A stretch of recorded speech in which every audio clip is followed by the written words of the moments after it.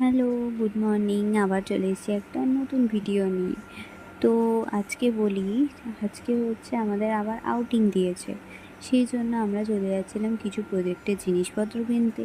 আর আমি আর আমার এই মহিলা মিত্তার ম্যাচিং করে টুপি পরেছি। তো সেই টুপিটা পরে আমাদের কেমন লাগছে একটু কমেন্টে সবাই বলে দিও। তো যাই এখন আপাতত প্রজেক্টের জিনিসগুলো কিনে আনি। কিন্তু এত রোদ বাইরে, কে বেরোয় ভাই, কে? মানে লিটারেলি কে বেরোয়? আমি তো জানি না কে বেরোয়, কিন্তু না বেরোলে প্রজেক্টের জিনিসও কেনা হবে না। তাই জন্য প্রজেক্টের জিনিস কিনতে চলে যাচ্ছিলাম।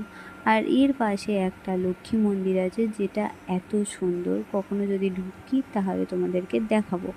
সেটা খোলে 4টের পর, কিন্তু এখন আমরা বেরিয়েছিলাম প্রায় 1টা বাজে তখন। তো অনেক দেরি ছিল, আর অতক্ষণ আমরা ওয়েট করতে পারতাম না, কারণ এত রোদ।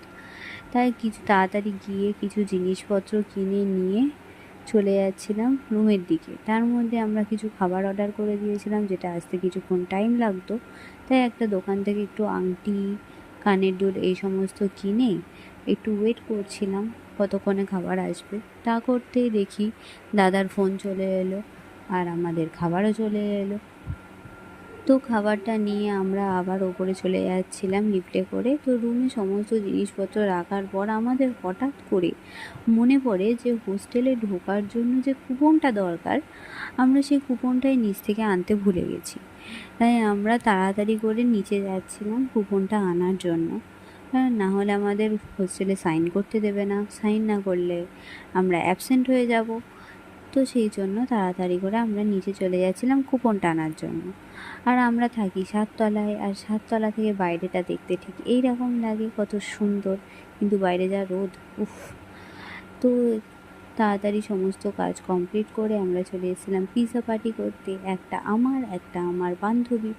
তো এই সমস্ত খাওয়া টাওয়া করে আমি একটু ঘুমিয়ে নিয়েছিলাম। ঘুম থেকে উঠেই সন্ধেবেলা আমি চলে আসি এই মহিলার সাথে একটু চা খেতে।